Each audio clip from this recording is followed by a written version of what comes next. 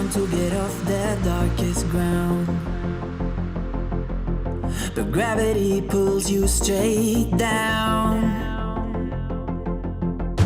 Earth from a bird's eye view. You should grow feathers and see this too.